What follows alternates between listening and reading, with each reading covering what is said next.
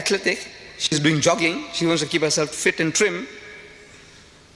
So they see her and it triggers the fellow off. This is it, man.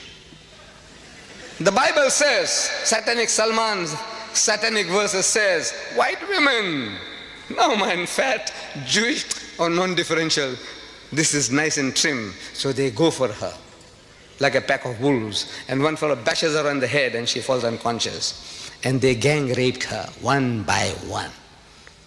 And when they're caught, they said that the pleasure that they got in the sweat and the blood and the gore, it titillated their tastes. You're programming people, can't you see? With filth. This is how you program, create devils, morons. Brainwashing, they're being brainwashed. You want this to be read to your mother, your sister, your wife and your daughter, and you Penguin Viking, what's this? Peter Mayer of Penguin Viking, you gave this fellow $800,000 to tell the world that your mother, your wife, your sister and your daughter, they were for and thrown away. What has happened to you? How did he bewitch you? What has he done to you? How did he do it? Shouldn't you ask him? Shouldn't you ask anybody, how do you do it? When our white rulers were shown that, they said, no, ban the book. What are you doing? You're going to program people. They will be looking for white women. Wherever there's a white woman, you know what they are for. So they went what is called wilding. On the 8th of May, Times Magazine, if you can lay your hands on it, it says wilding, new word. They invented a new word. Means they went wild, they went berserk. Like a pack of wolves smelling blood.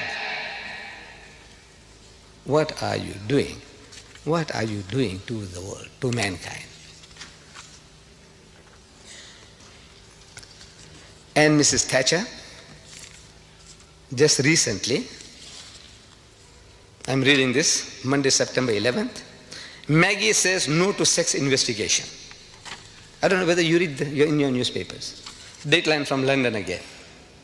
She says no to sex investigation in Britain. There is a society or a body, it says Mrs. Thatcher has said no to plans for the biggest ever investigation into the sexual habits of Britons. They want to know the preferences of the British men and women in sex. This is no, Maggie says no, you shall not do that. I admire her for that. By God, I admire her. She's Muslim. She's Muslim-like. Maybe she's reading the Quran.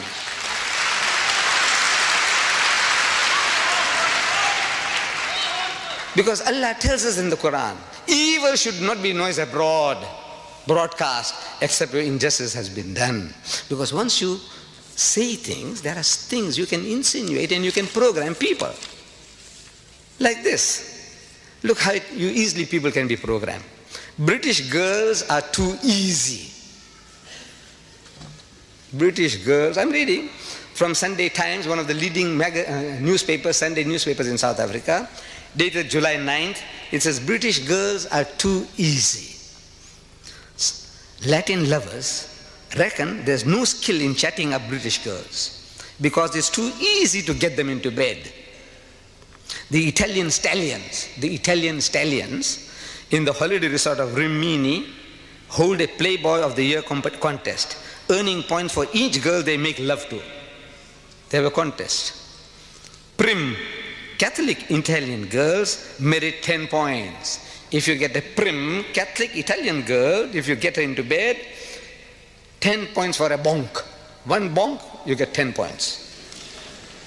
French girls, if you can bed a French girl, you get 6 points. And if you bed a German Fraulein, you get 5 points. But British tourists are worth just 1 point.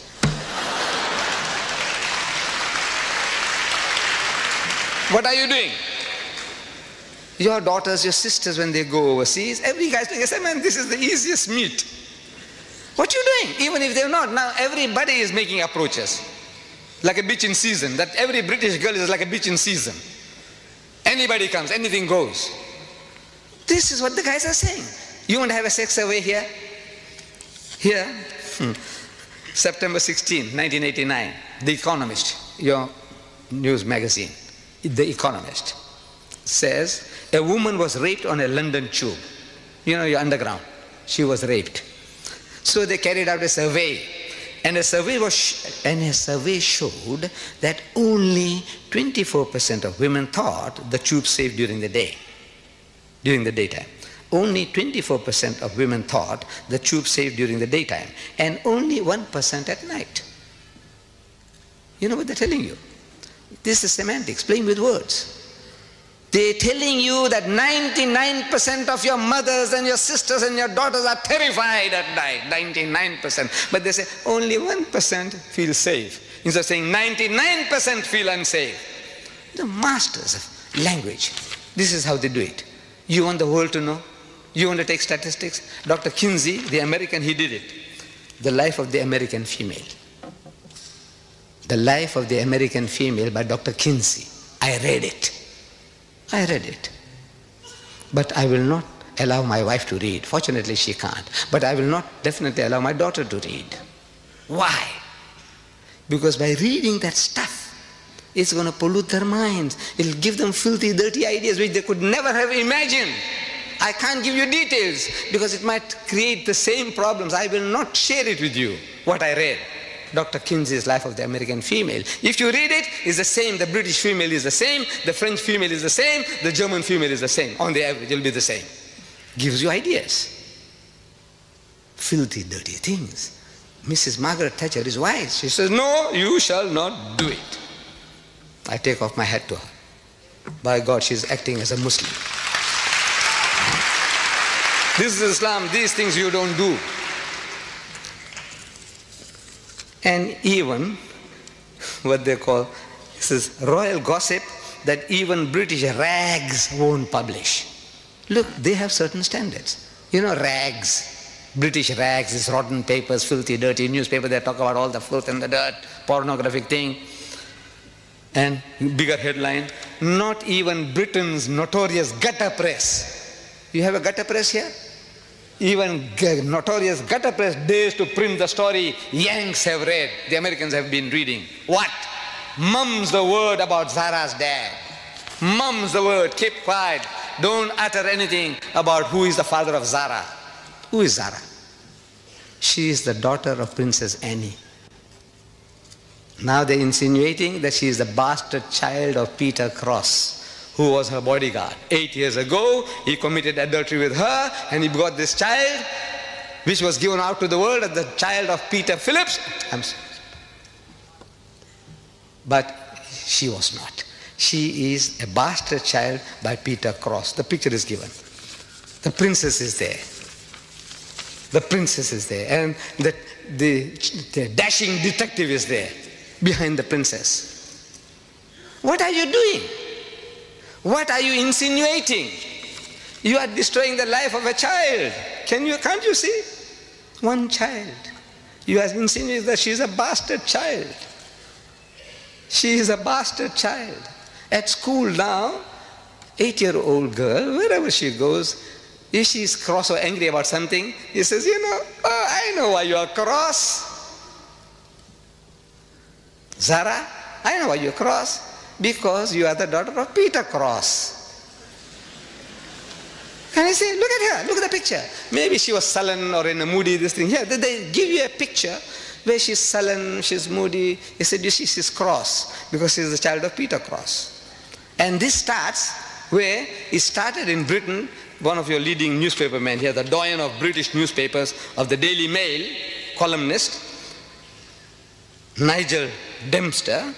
He goes to America and he makes these insinuations. So Mr. Dempster was offering his expert opinion on the recently announced separation of Annie from her Mark Phillips, her husband, the undisputed father of Annie's son, Peter, age 11. Undisputed. He's got it blood tested. Can you imagine? He says now he's undisputed. How do you know he's undisputed? But now he's undisputed. He's giving the guarantee that the 11-year-old boy is undisputed his father's son. Asked by an interviewer to explain the breakup of the marriage, Mr. Dempster said, the problems dated back to the birth of Zara and cited long-standing allegations of an affair at that time between Annie and a dashing detective, Peter Cross, who was then her bodyguard. The newspaper